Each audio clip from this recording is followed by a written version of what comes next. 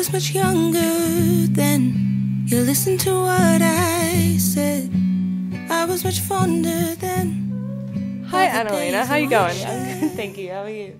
I'm good. So it's great to be back. Obviously with COVID, it's been really hard to get these interviews back to face, and AnnaLina and I have tried to get this interview ready to go, so it's so good to be here. Yes. And you've just released your your most recent single, Took It Further, Feelin Fine. Yes, I did. Yeah. Good job. How are you feeling about that?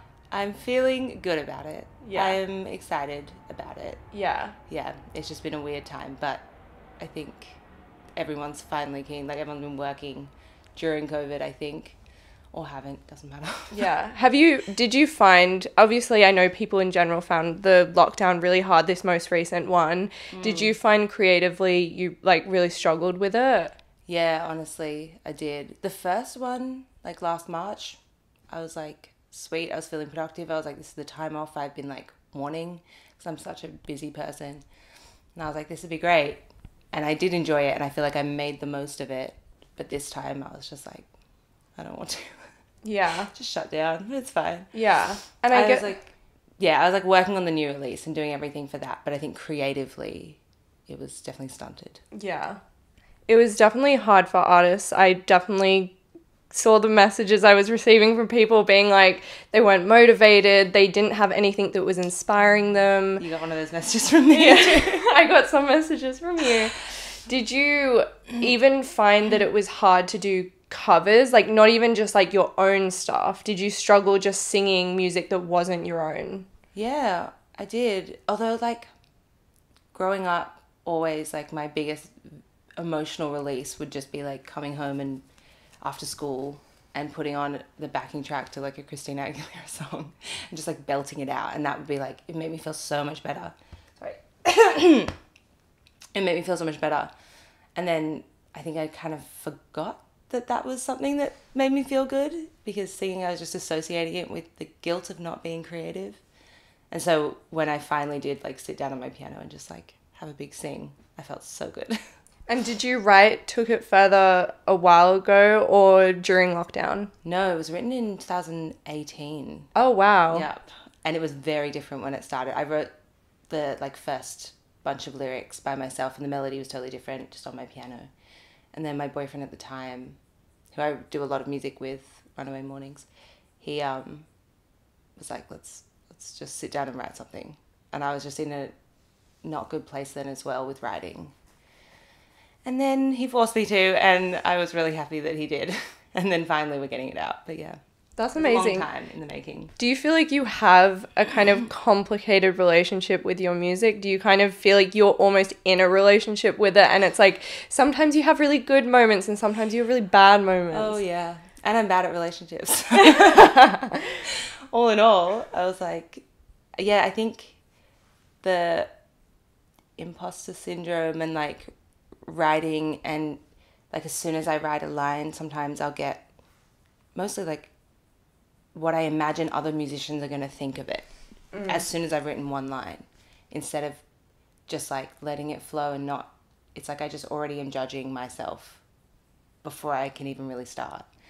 So once I get past that and I can get into flow, I love it, and it's like so fun. But there's definitely a lot of like hurdles that I've had to face that I didn't think I would. And you say musicians specifically, is that like you're scared about, because you know how talented other people are, so they may listen to it and think, oh, she should have done this or she should have done that? 100%. Or are you just thinking like, because some people usually say just the general public, if they listen to the song, I'm worried. Or are you very specific about it's people who are also talented and what they're good at is what I'm doing? Yeah, pretty much. And like, I think studying music, I absolutely loved studying and I met all the best people there. But I think you do start to get in your head that like what you're doing isn't complex enough or isn't like, so I think, and I guess that's where I got most criticism, was from uni and from that perspective, which I can absolutely handle, but that's the voices in my head. Yeah.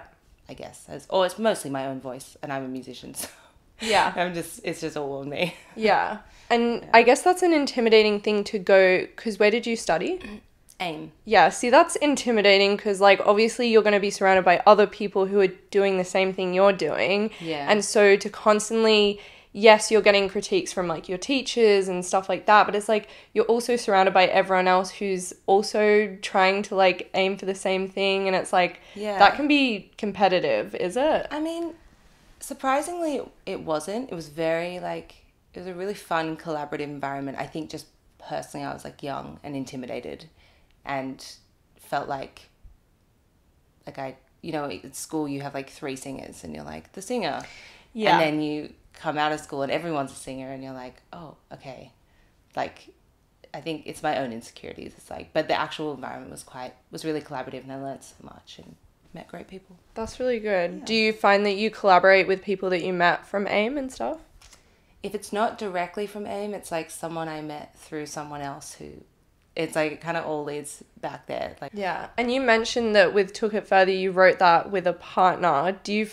Are you able to do that very comfortably? Because I feel like that's quite like a vulnerable process, especially with a romantic partner. Like I just couldn't imagine doing that to some degree. Like, I think, yeah, I've definitely like felt those hurdles at the time, but he's a songwriter and he's really good, and he like made me feel comfortable enough eventually. And so you obviously write about love and heartbreak, but from a kind of realistic perspective, I feel like you're very self-aware the way that you write. Thank you. And like even with your song Know This, like it's interesting because I feel like when I listen to it, I'm like, oh my God, okay, like I get it, like red flags, but you know, like it's fine. And I feel like you really put the listener in that position of like, you know, this relationship is not working, it's not good for you. And sometimes it doesn't even mean that he's a cheater, that he's a liar. He's just not good for you. And it's just like... Yeah. I'm so glad you got that. That's really nice. Thank you. Yeah, I think I've always been a bit of like a commitment phobe. And like relationships in general just feel... I don't know, it's just not a priority, but at the same time it consumes so much of everyone's minds, including my own. And then it's just like, it's interesting to write about it, and it's like the only time I can really articulate what I'm actually feeling. But then when I start writing, it feels like I'm working out my thoughts, and it's like more honest, which is a good feeling. But yeah. So would you feel that you're more honest in your lyrics than sometimes when you have to talk in real life? Probably, or like just with myself. Like It's when I'm the most honest with my own thoughts. I can just like justify and talk my brain out of anything. And then when I have to sit down and write about it, it's like, oh, you don't really feel that way. And I'm like, damn it. You're right, Lucia. Yeah. So yeah, I would say so. And you consider yourself, I saw on your Spotify, you're like romantic skeptic or something? Yeah. Romance skeptic. Yeah. Would you say that's still true? Yes. Definitely. I mean, I love people, and I love like getting to know people, and that part of like meeting anyone, not just partners. Like I'm a huge extrovert, but I don't know why, just when it comes to actual like relationships, I'm like, just seems a little bit not real to me yet. I've had some wonderful partners so it's not anything to do with them. It's just like my own journey. Yeah. Where I'm like, I don't really know what I want. Yeah. And I mean, you know, when you're young especially, it's all very like, it's hard to know. And obviously like, you know, everything you see online and like even music, how much you can like romanticize something in general. It's so hard to kind of get through all that and like be true to what you really want, because it's like there's just so much noise. Yeah, exactly. And it's like, what do I want? Yeah. And I think that was one of the first things when I was even in high school. Like I pretty much refused to have a boyfriend. I was like, I'm just like, there's no point. We're young. It's not going to last. Let's just have fun. Like that. But in your music, you sound, as much as you say you're a skeptic, like you still sound like you're a big romantic, like at the same time. Yeah, it's very I mean, that's like my love for people. I love people, and I get very connected to people quickly, I think, and get attached to people quickly. But it's like, so I think, like, it's not like I don't know what love is, or I'm like cold. I'm like, you don't have a heart of cold heart or something. I'm like 100% know the feel. I know what all those songs are about. I know what people are singing about, But then it's just been a bit more complicated for me. Yeah. So I'm like, I want to reflect that, not just this like, oh, I'm caught up in this moment and this thing. I'm like, a bit more realistic. Yeah. And was Know This, because you're kind of singing more third person, are you singing that about someone you know and you're kind of telling them, or is it more I'm telling yourself? Like, It was I actually wrote it from, he wouldn't mind me saying this, he knows this, but the partner that I had that we still write together, I wrote it from his perspective. oh, interesting. After we broke up, because I think I was just trying to figure out what he was feeling, and I just started writing kind of what he told me when we broke up, like what he was feeling. And then it turned into like my own as well, like throughout writing it. It was like, oh, I get it. Because it's hard when someone's just like, I don't want to be with you. You're like, ego gets in the way, and you're like, oh, I must not be good enough, and it's all this. And it was like, no, I can fully understand and empathize with what he was feeling, that like, I didn't do anything wrong, he didn't do anything wrong. It just wasn't meant to be anymore, and that's completely fine. And it helped me like process it. That almost makes the song slightly different for me now, because like when I was listening to it, I was thinking about other relationships, the ones where it was like I knew that it was like really toxic and I should just leave and it's stupid and it's bad. But in a way, now that you explain it like that, I almost think of a different relationship where it's like I went through something similar where that person broke up with me and I didn't understand, and my ego is completely in the way of things. And so when I saw it from their perspective, it's like, oh, like, yeah, I didn't do anything like horrible, but like I get why they broke it off. Like it's, and you sometimes have to write a song about their perspective to like get that. That's what I was saying, that like being honest with myself when I'm writing, and like just, I don't know, getting to the point that I could empathize truly with them, instead of just being like, he broke up with me, he's a dick. Like, it's because he's not. He's a lovely person. And would you say that's easier to write about? To just be like, oh, they're a dick, I'm bitter about it, like, fuck them. Yeah, I do. And like, that's not to say that when people do write songs about that, that's like, that they're being disingenuous or, you know, not thinking. But I think for me, that's just not the route I wanted to take. I don't like hating anyone. I don't want to have negative, bad blood with anyone. So I think it was important to me that I could understand and not just write him off. And I'm glad I didn't, because we still make music together and he's great. But I think that shows, like, I feel like you almost have this theme with, like, maturity. I mean, I know you only have, like, 3 songs so far, but the way you write and the way that you talk about love feels mature. Like, even though you're not, like, this old person who's, like, lived 1,000 years, it's just, like, but the way you write and the way that you kind of are very, like, introspective and, like, you really have thought about these feelings. This isn't, like, an impulsive song, you know? Like, I feel like you... That's so nice. Like, oh, yeah, I mean, I want to agree without being like, yeah, obviously. No, but it's definitely, like, I enjoy listening to stuff, because obviously I love listening to those songs that are clearly impulsive, like, fuck that guy, like, you know, they're great, right?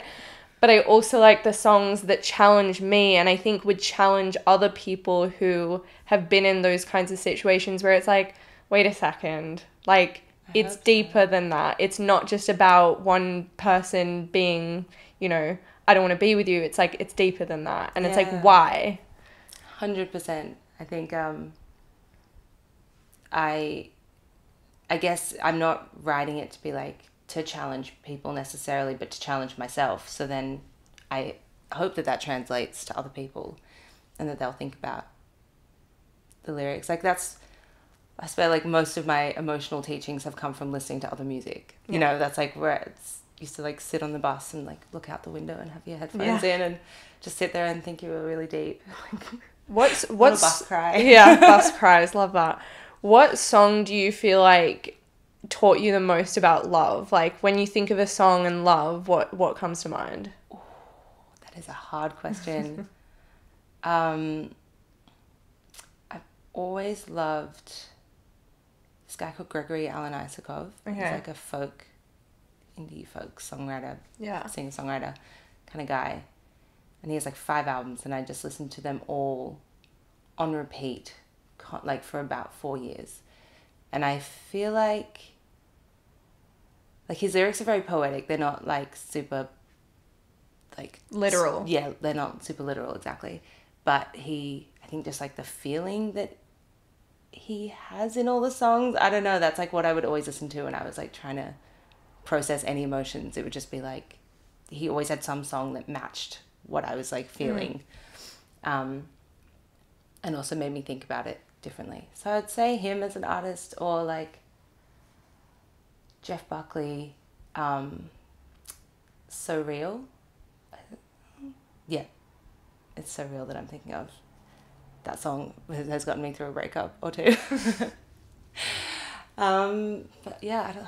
God, there's so many. I can't even think. Yeah, I won't get you, because I feel like sometimes I like when I like force people to like just try one person or one song, because it is really hard. It's very hard. Those two though, like definitely Jeff Buckley and Gregory. Yeah. Are like long time faves. So yeah.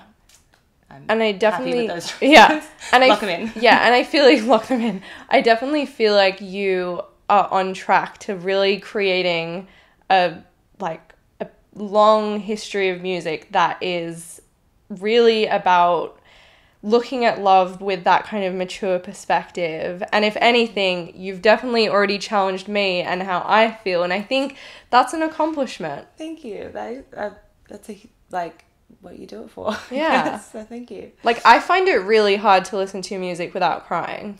Like, and I'm not even kidding, because like usually sometimes if I know the person, or like I've had, because it's not like I'm sitting here talking to like people like Adele, like I'm not I'm not communicating with Adele, so there's that proximity. Like I don't know her, so it's kind of like when I listen to her music, it's like I'm able to feel emotional, so it's harder sometimes if I've talked to the artist that I feel too close to it, so I can't feel it. That. Yeah, I definitely get that. Yeah, especially if it's like I'm friends with someone, I love their music, but can I fully appreciate it because I'm too close to them? Yeah, if you know the ins and outs of what it's about, you're like, you can't really get your own interpretation from it, because you're like, I already know this story. Yeah, but I feel like with your music, obviously I haven't gotten to speak to you like a heap, but I feel like you kind of pushed past that and didn't even allow me to feel that proximity, because I was like, oh my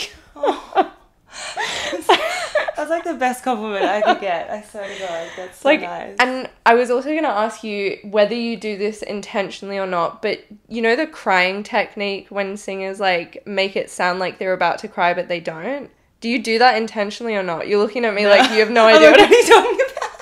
So there's this technique that's like the cry. I'm sure there's like a more sophisticated way of saying this, but there's like a cry technique where it's like you put a lot of tension. Is it like the vocal fry thing? Like kind of like, because that's how I talk as well. It's like, you do have unhealthy. a bit of had a lot of vocal health issues, but I should lift it up here. But I don't do that. Okay, because I love when people do the cry technique or the vocal fry.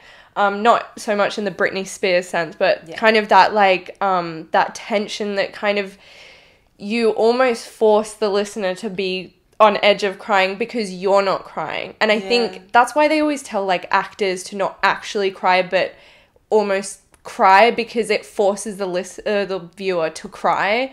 And so because in drama they always tell you like if you just cry on stage, it's almost like the easy way out, because like you're able to control what emotion you have, but it's almost more powerful if you can control what the audience is doing.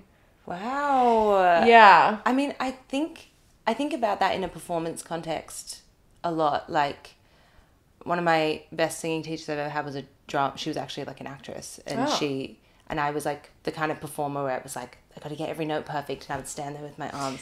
I was like 15. Yeah. I'd stand with my arms by my side and be all like timid and just focus on the actual sound. And she was the first one to be like, people will forgive a lot of sound issues if you can connect with them on some kind of level. And so like I still get nervous, but every time I go on stage I try and I'm like, I've practiced, I've rehearsed, I know these songs, I don't have to think about that now. I just want to think about what these songs are about and put myself back in that place and hope that other people can feel that too. Because those are always my favorite concerts. I'll go to see my favorite artist sometimes and not get that connection, and then see someone I didn't expect and like bawl the whole time. Yeah. And I'm like, oh, this is a nice, like, I enjoy that. So I hope other people enjoy that feeling as well. Absolutely. We're all just looking for connection. Yeah. We're humans. We're all a bit fucking lonely. That's a tagline. Yeah. We're all a bit fucking lonely. But it is that thing of like, sometimes that imperfection helps an audience member feel like they can properly connect. Because if something sounds overproduced or like so perfect and so coordinated, you almost are like, yeah, that was really enjoyable, but you didn't fall into it, kind of thing. 100%. I think when I was recording Know This, we were, particularly the acoustic one, I was rehearsing in this bedroom with the guitarist, and I started crying while I was singing in the rehearsal, and then I was like, oh shit, like this is weirdly still raw for me, but I think I just fully put myself back there. Anyway, and then when we were doing the recordings, I remember trying to like treat it like a performance and try, even though you don't have that actual physical siding of them, but try and like make it come through my voice. So hopefully it sounds like it came across. My next question was if you've ever cried to like your own music, because like I feel like I would be very surprised if like you would get through one of your songs without crying, because like I feel like, especially with that kind of R&B genre, anytime I've ever tried to sing R&B, I just immediately want to cry. And I think it is because there's always this sense of yearning and you're not over it, even though you sound like you're saying you're over it, but you're not actually over it. And it's like, it's just gut-wrenching. Yeah, it's like weird, like digging up like stuff that you really feel like is repressed. I mean, I cried the whole time I was writing Know This. I didn't really intend, this was before I had like a project and before I planned on releasing music. And I just sat down to, like I said, like process my feelings, and I just bawled the whole time. And like the first voice memo of it, you can hear me crying in it. Actually, and I was writing a song the other day for the first time, like by myself for the first time post-lockdown. And every time I just played like some chords on loop just on the guitar and then just sung whatever came to me, and I started crying as well. And I was like, I don't know, I love that music can do that. I'm not like scared of crying. It's a great feeling. Yeah. So I'm like, I loved it. And I was singing about something that, again, I thought I was completely over. And then as I started singing, I realized I wasn't. It completely took me by surprise. And I was like, but I think that's important. That's why we do it. Yeah, absolutely. I just And want to feel something. yeah, and the fact that you can get that vulnerable even when you're alone. And I know sometimes people think, well, surely isn't it easier to do it when you're alone? But it's like, not necessarily. No, not Sometimes for me. when you're alone, it's like, oh, like you just don't want to be that honest with yourself because you're the only one there. And 100%. And your own brain can be so much meaner than other people. Like if you're with your friend and you start getting vulnerable, yeah, they're there to like support you. And then if you're by yourself, you can be like, suppress it. Stupid. Yeah. Stop it. I'm like, where are you coming from? Yeah. So yeah, I think, but that's why writing is it's a good outlet. It kind of feels like, not to sound cheesy, but like kind of feels like your friend in that moment. It's like that once you start actually vocalizing it. I think so many times when you're sad about something, if you go to actually say it out loud, you realize how much of a hole your mind has dug you into, and you go to say it out loud and you're like, oh, that sounds weird. Like that sounds silly now. And you just lose that connect. And then when you go to write, you have to vocalize these thoughts, and it can help you like pull yourself out of the hole. Yeah. And not. You took it further, but I'm feeling fine. I'm looking elsewhere and I'm getting mine. I'll never listen, I'll never listen to you. 'Cause I got better things to do. You told me that you're gonna take your time, all the while I wasted mine on you.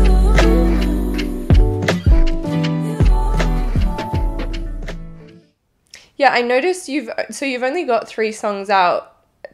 Did you, for a long time, were unsure if you wanted to be an artist, musician? Like, were you kind of unsure? I always wanted to be a musician, but whether I wanted to be an artist was like definitely a personal journey thing where it was like, can I handle the like feedback? And I don't know, it was just, I don't know, it was just took some time to like mentally be ready for it. And I'm glad I didn't start earlier and put myself in a position that like would have been negative for me. Yeah. Like wouldn't have worked for me. So I'm glad I took my time, and I'm more self-assured now, and I can like, I know what I'm doing, and I know why. I figured out why I'm doing it, so I don't, other people's opinions, while they can be helpful, but it doesn't, like, it's not everything. Yeah. And I always wanted to be a backing vocalist, though. Like, I absolutely love being a backing vocalist and doing that for people. Well, you're a very talented Harmonizing. vocalist, so I'm glad. I like, just harmonizing is just so much fun to me. So I'm like, that I took a few years where I was like, I just want to be a backing vocalist. And then I realized, like, if I make my own music, I get to pick all the harmonies and put all that. And so all my songs have heavily feature harmonies, but it's just because it's like my favorite part of the process. So it's like a little, I can put it in there. Yeah. It's my choice.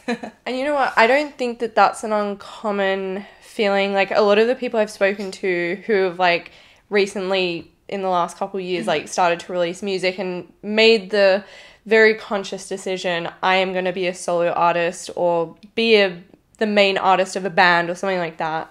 It's like, you really have to make that decision consciously. And I think people have to take the time to, like, really decide if that's what they want. Yeah. Because it's like having the spotlight on you, it's hard. Yeah. And like, I think one of the best, I don't know where I got this advice from. I think I got it from like a TV show or something, but it was like, don't take notice of the bad criticism, but also don't even take notice of the good feedback, because sometimes you get so lost in what everyone else is saying that it's like, people are gonna say good stuff about you and they're gonna say bad stuff. That is inevitable. So it's almost better to not even get too consumed or caught up in all the good stuff. And I think sometimes people use all the good stuff as a way to ignore the bad stuff, but I'm almost like, just don't even like appreciate it, but don't get caught up in it. Yeah, exactly. And like, you can't make it your main motivator. Yes. If you're like only making music because people tell you you're good sometimes. Yeah. It's not enough. Like, No, it's not. It takes so much work. And I think when you're like in high school and you're like, I want to be a singer,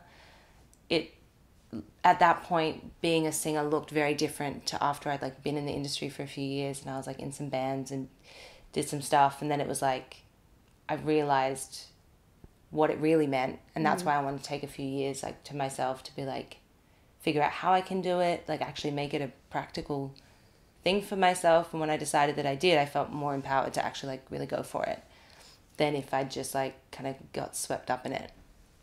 But yeah, definitely agree that you can't, as someone who's also a big people pleaser and has let other people's feelings on me like run my life for way too long. Yeah. I agree that I can't think about either side of it. I need to most of the time just shut it out. I have like confidence in people that I really trust and their opinions that I really value, and well, actively ask for feedback and ask for help and ask for that here and there, because music's super collaborative. But in terms of just like, everyone's going to have an opinion, and it's not my business to know it all, to know their opinions. I can just keep doing what I'm doing. Exactly. As long as I like it. Exactly. And I think all that has to matter. it's coming to peace with the fact that everyone's going to have an opinion. Yeah. And like, I am also aware of that. Like, when I do like my gig reviews, right? I am aware that I never want like artists to feel like that they need to pay too much attention to that kind of stuff. Cause like, I don't want to do it so much for like you guys. I want to do it for people who like don't even know what music is half the time. And they're like, what should I go watch? What should I go see? And if anything, I'm catering to that. Cause I think I don't like the idea of like making you guys like watch these reviews or critiques thinking like, oh, this is what I need to pay attention to. It's like, I think it's great, but I also think like, if anything, focus on your music, focus on your craft. And I think sometimes like even musicians, like they'll go after people who write reviews about them or critiques about them. And I'm like, why waste your time? Like, reviews are a good thing and they do benefit artists. But I think if you're an artist going after everyone who's ever written something about you, it's kind of like, it's just part of the world and the world of music and the industry. It's all like this cycle. And if anything, reviews are there for people to be like, what should I listen to? What do I like? What don't I like? Yeah, and like the Sydney scene is like, there's so many people that you go to the shows and it's like half of them are their friends, but you're like, why not get the actual broader Sydney, like local people who feel like maybe they can't, well, they just don't even know about these gigs that are on. We all know in our little circle, but then, and we're all like, yeah, of course I'm going to that gig. Yeah. But the actual general public is like, oh, just go to Mali again. I don't know. But that's the thing, like, it's been such a good thing to bring my friends to these gigs because they didn't even know they exist. I didn't even know they existed. And I think that says so much about even just like, I mean, we can take this politically, like the government and their way of funding the music industry in Australia. And it's just like, there really isn't this kind of like push for like the arts and entertainment to be at the forefront. Very true. And it's like the standard here is incredible. Like, I know. People are so good. And I go to shows all the time talented. where it's like someone's like fourth show and they're amazing. Yeah. And it's like, people need to see this. Yeah. And it can't just be the same people who... Yeah. And it is always the same people who go to every gig and it's like, it's amazing that they do. But yeah, why isn't it getting out there more? Yeah. I feel like in London, I lived there when I was 18. Oh, cool. And it's just like every little venue on the corner of the street on a Tuesday will have live music. Yeah. And it's so like celebrated, or it's like assumed, and people would actively be like, oh, what gigs are on? And they didn't have to know them. They just go to these gigs. There's definitely more of a culture, like especially like even just Europe in general. It's like the street at night is full of people. And I think in Sydney sometimes I'm like, where is everyone? A weird ghost land, Wasteland. And it's sad because we don't have a night culture really. And I think that in a way, if that was encouraged more, then maybe live music and like especially like the Sydney music scene would be like more encouraged, and people who aren't just like the friends of the musicians aren't just the ones turning up. Like it's people who just want to see live music, and it's you know, so true. And imagine people coming to Sydney because the live music was great. Like it is, but people don't know that. People don't know that. No one comes to Sydney for the live music. People go to Melbourne. Yeah. And that's like, it's good they have that culture, but Sydney tourism is about the water and the Harbour Bridge. The Harbour Bridge. Yeah. Having worked at a hotel under the Harbour Bridge for a few years. I'm really? Like, that's all anyone cares about. Yeah. But no, I mean, I guess they're not demographic necessarily, but the whole culture. Like, if it changes and it's like a fun thing that people actively go, oh, what do I do on this Friday night? And then seek out a local gig. And most of the time you can bet it's going to be a good gig. You're going to have a good time. Yeah. It's not going to cost you much. That's the thing. It's superior night out. Like I was like, the more that I'm going to these local gigs, I'm realizing like why, like they've been great. Some international artists obviously are amazing, but it's like I pay so much money to stand in a line most of the time. And like these local gigs, it's like you get so much more than what you even pay for. Like $15 to $30, you get such a good night. And it's like, so true. I just hope that, and I truly have seen it on Instagram, especially like people are really starting to like spread the word about live music in Sydney. Like, please go out, go to these gigs. Like, yeah, COVID almost helped like shine a light on it. Yeah. When I was in uni and in a band, and you just like it was, people would not want to pay $5. Like if you had a $5 cover charge, they were like, nah. If it was free, then you could get people in the door, but it's still like having to really force people to come. And now I feel like because of all the capacity and the tickets and the seating and people paying like $18 for a ticket, even just that is like, we're actually starting to put some value back into the show that you're paying to see. And I think that's the one good thing that's come from it, is like we're starting to actually value music, and we realize how much we missed it while we were away. Yeah. Hopefully. Yeah. Well, especially since a lot of international artists can't come and do their show in Sydney. Yeah, true. So people miss live music. They're like, oh my God, like all my shows have been postponed to 2035 or something. It's like, fingers crossed. 2035 is going to be our year. Yeah. So, yeah, exactly. Yeah. So it's cool. At least it's forcing everyone to move a bit inward and actually look at what's going on here, and hopefully it gets the light that it deserves. It will. So you kind of mentioned that break that you kind of were unsure about whether you were going to be like a solo artist. Yeah. Would you be open to talking about like what made you kind of unsure? Like was there something about the music industry that you were exposed to specifically that you were like, you know what, fuck this, I don't want to be part of this? No, not necessarily. I think it was more my own, like I said, my own, like, people pleasing. I mean, I was still gigging at the time. I was doing, like, cover gigs. Okay. Because I've always loved, like, actually just singing. It's, like, a great feeling for me. And performing is something that I've always enjoyed and valued. So the musician part never left. Yeah. It was the being a artist Yes. and in the spotlight with social media and all that kind of stuff. Yeah, and it was, like, the idea of showing someone a song that I'd written just gave me so much anxiety, and I was like, I think I didn't even realize what it was at the time that I was like anxious about it. I was just like, oh no, it's not for me. It's not for me. No, it's fine. You guys do it. I love it for you. But then I started doing more backing vocals for people and seeing the process, and I was like, this looks fun. And then I finally wrote a few songs that I felt like I was sure enough about that I didn't mind if even if everyone turned around and went, this sucks, I'd be like, okay, but I like it. I know I like it. And that's what I need to remember. But I think, that was the few years. I never stopped doing music. And I was still writing a bit in that time, but I think just the actual decision to release it. And the commitment, like it is a commitment. You can't just go into it lightly. It's like, it's so much work and money, and everything's independent, so everything's coming out of your own pocket. Yeah. And so you have to know if you really want it before you spend all your money and savings on it. Literally.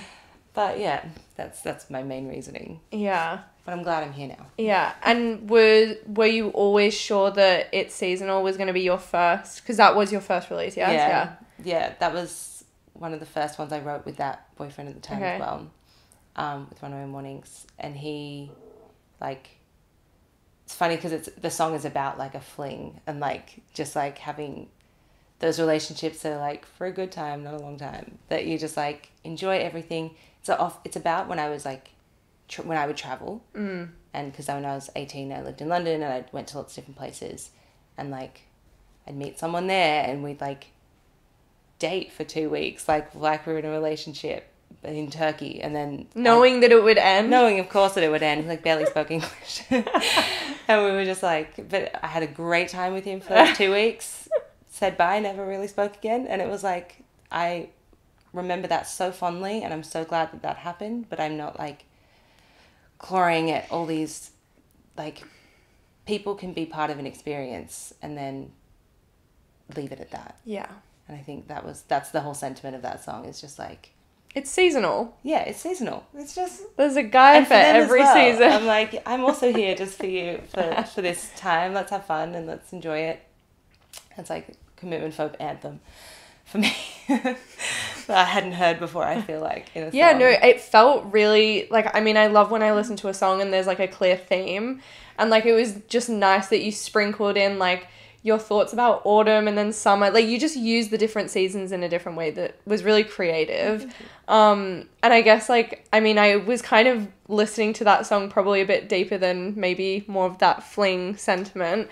But it does make sense because, like, when I think about it, it's like, it kind of makes me think of, like, you know, when you have, like, a friendship circle and, like, people get into relationships and then everyone feels like they break up and then it seems like they all get into relationships again. It kind of feels like that seasonal of like everyone's coming together and then everyone's breaking up. And it's got I mean, I love that you can get a different interpretation to what like I intended necessarily, because it's, you know, that's where it came from for me, but that's not like, I'm not forcing this message down other people's throats. So I'm like, I love that there's that extra meaning to it. I'm like, yeah, that totally makes sense as well. I think just for me, it was just like, just trying to celebrate these relationships that aren't forever, instead of all these songs being about like, oh, you're going to grow old together and stuff. It's like, well, you might not. Do you kind of feel that pressure as someone, Because I think I'm going to take a wild shot and say that you predominantly are going to write about love and heartbreak. That seems very much like something that you understand and feel quite big in your world. But, like, do you almost feel like you rely on having those experiences to get content? Potentially. I think I've written some things that might sound like they're about love, but they're about friends. And so it's all just, like, my own life experiences mostly. I kind of want to explore more writing about, like, just something that's out of my world, but at the moment that feels like I couldn't do it justice yet. But yeah, I'm like, my next song's actually not about love. The next single that's coming out, it's about being a people pleaser. And it kind of like ties in, it sounds like there's stuff about love, because I guess I talk about how it affects, like, lots of different parts of my life, but overall it's about, like, just being a chronic people pleaser and how I'm getting out of it. Like, I really have been working on myself for the last few years to not let that run my life, but yeah. And I think that is very, like, relatable. As, like, a young person, like, I feel like I went through a phase where it was like, God, what am I doing? I'm just people pleasing. Like, and I don't enjoy my life because I'm so focused on making sure they're enjoying. It's like, I want to enjoy life. Fuck you. Like 100%. And it's like it pervades so much more of your life than you think it does. Yeah. And it wasn't until I started going to therapy that she was like, she'd, like, catch me while I'm talking, and she's like, there it is again. And you're like, oh, fuck. She's right. And then you're, like, going to, like, where it comes from, and it's just so interesting. It's a lot about self-confidence. Like, if you get your confidence and your self-worth from other people and doing other people praising you, in a way it's kind of selfish as well. Like, you're doing things to feel good. I mean, everyone does, but, you know, it was really interesting unpacking that and being like, it's not like anything to brag about. It's not a good quality to be a people pleaser. It, like, it feels inauthentic, and I realize how much, like, authenticity and connection, genuine connection, means to me in everything, in my performance, in my life, in my friends, in my relationships, family, everything. So then hearing that this way that I've been doing it was affecting that and, like, getting in the way was, like, super eye-opening. And that's, like, what really started me on my journey of getting out of it. Yeah, because it does feel like when you're in it, you're like, this feels like a good quality to have because I'm making sure everyone else is happy. So surely that makes me a good person. I'm helping people, and then it's just like that whole, like, metaphor of, like, don't put your mask on. Yeah. Like, on someone else's mask till you've done your own. It's like, you can't, like, it's not real. Yeah, it's not. Until you actually start doing stuff for yourself and then you find that your motivation, like, the way it plays out is kind of the same, but your motivation's different and how you feel about yourself is different. And that's what really changes. And it's just not sustainable to live, like, the old way forever. Yeah. Cute. I'm excited to hear what this song sounds like. I'm excited for people to hear it as well. Can we get a release date, or is that still undecided? Mid-Feb, okay. Mid-Feb. And would you say you're still kind of like, I just want to keep doing singles here and there, or do you see yourself going to, like, EP album? EP would be on the horizon. I think still singles for a little while, at least another. I've got my next 3 or 4 singles already almost done, so I'm very excited about those, but I think they're all going to be singles. Yeah. And then maybe start thinking about, like, compiling it and putting it into, like, an actual body of work. But I think when I release, like, more like a body of work, I don't want it to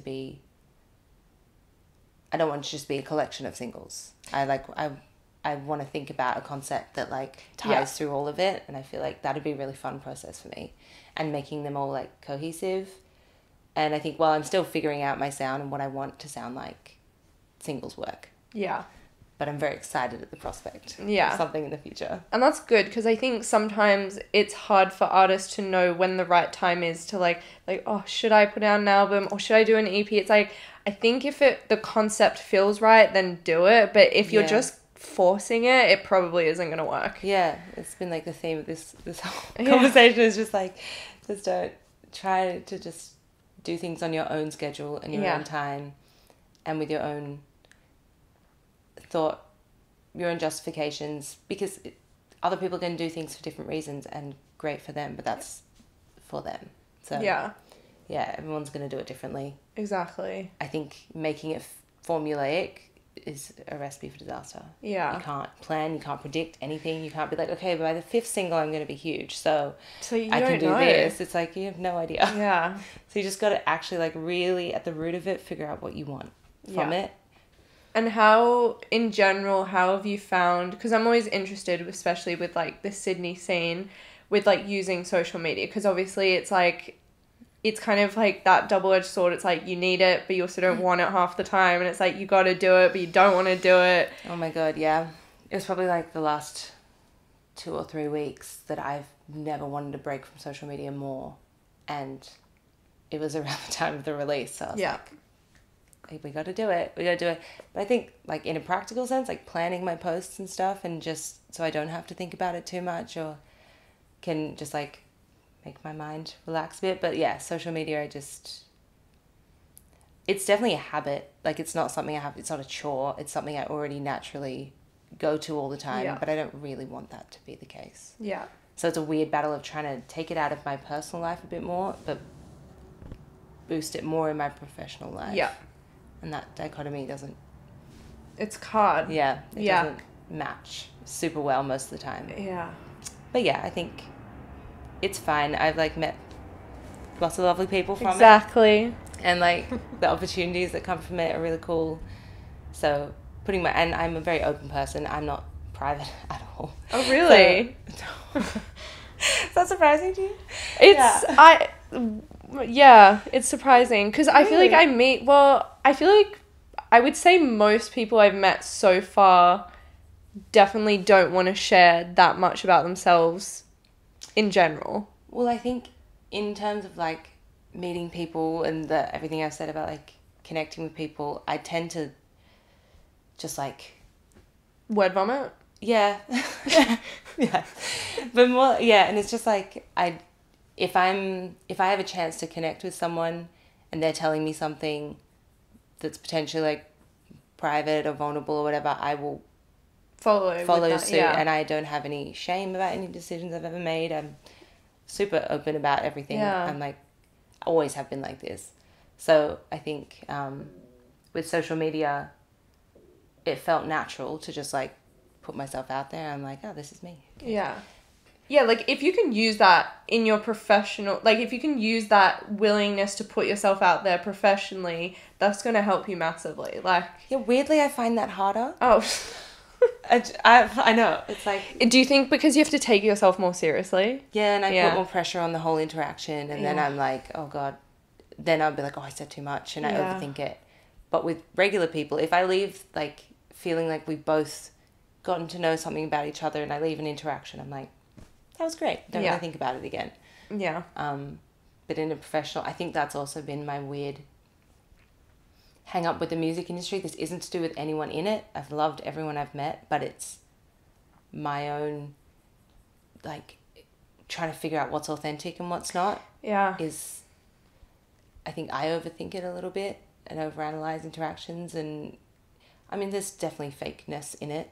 Oh, of course. But I think I'm so worried about that happening and so hyper aware of it that I almost put it into situations where it's not what's happening. Yeah, it's kind of that tricky thing, because it's, like, obviously, I think anyone who's definitely, like, an artist or a musician, it's like you kind of do get hyper aware of, like, is this person using me, or is this person, like, genuinely wanting to, like, work with me? It's like you're kind of constantly second guessing everything, and it's like, but that becomes exhausting. And to a certain point you just have to, like, trust people and trust if they're telling you something, okay, go for it. But obviously it's hard when someone literally fucks you over and you're like, okay, well, now I literally trust no one. Exactly. And I'm a super trusting person as well. I'm always like, I like people straight away, and then they have to do something for me not to like them. There's very few people that I don't like. Yeah. And I like being that way, and I like trusting people and seeing the best in them and assuming the best in them. But it's weird when there could be that motive and people are like, you got to be smart out there, and you're like, What does that mean? what does that mean? Does that mean I have to be cynical? Because I don't want to do that. Yeah. So then, yeah, second guessing interactions just feels very unnatural to me, and that takes some getting used to. And just like when you see it, like even if you're not involved, when you see the like fakeness, it like sits with me wrong. I don't No, know. definitely. I had an interaction when I was in high school to do with like music, and like obviously it's like we weren't in the industry, like we're in high school, right? But it had to do with music and performing, and I had this experience and I just thought, like, that's just nasty. Like that feeling of knowing that someone has gone behind your back to get to where you want to be, knowing that that's going to push you down because they've gone behind your back, but they've told you something different to your face, and you just think, like, no wonder people don't trust people in this industry, especially because it's like, we're in high school. Imagine if this was like, we were actually in the industry and you had done that. It's like, it was very demotivating. I mean, obviously I have so many reasons why I didn't want to be a musician or artist, but that was the moment I realized, I was like, you know what? I don't want to be part of this. Like, I love music and I love singing, but like, I don't need to fight for it that badly to the point where like I have to go behind someone's back to like get somewhere. And I just think you're just immature. It's been It's real. Yeah. Go listen to AnnaLina's new song, Took It Further. You You told me will that cry, you're gonna I take your promise you.